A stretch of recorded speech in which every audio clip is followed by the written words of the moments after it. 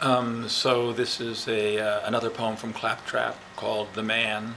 It's interesting to me, at least, because it is a poem written quite a few years ago now and brings back a lot of memories. I was going in for surgery, which later on, actually a few years later on, I learned if I hadn't done, and it was somewhat elective, I would have gotten cancer, which is an interesting sidebar for me.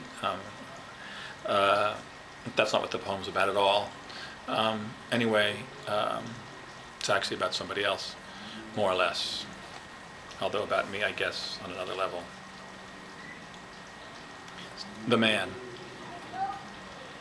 He strides in with a deep blue canvas bag over his Hemingway shoulder, thoroughly muscled, my age. And when the black, jovial male nurse calls us pre-ops, I overhear that he came by cab, has no relatives to contact.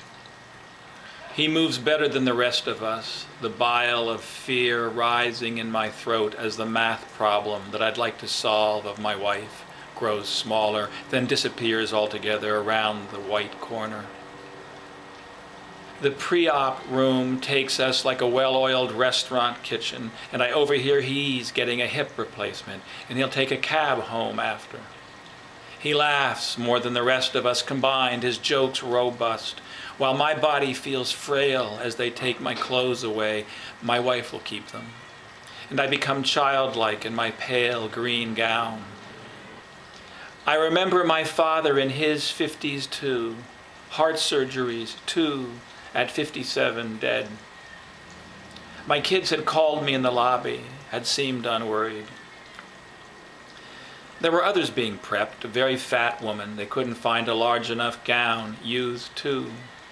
They were mostly Jamaican, these nurses, with sunlight in their hands, and I was cold now, fighting not to shiver. Asked for a second blanket as his voice rose above all of us, more confident than my high school coach.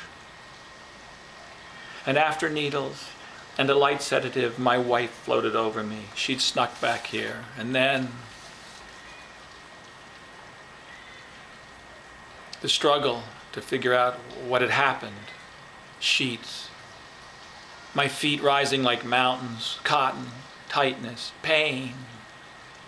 And then,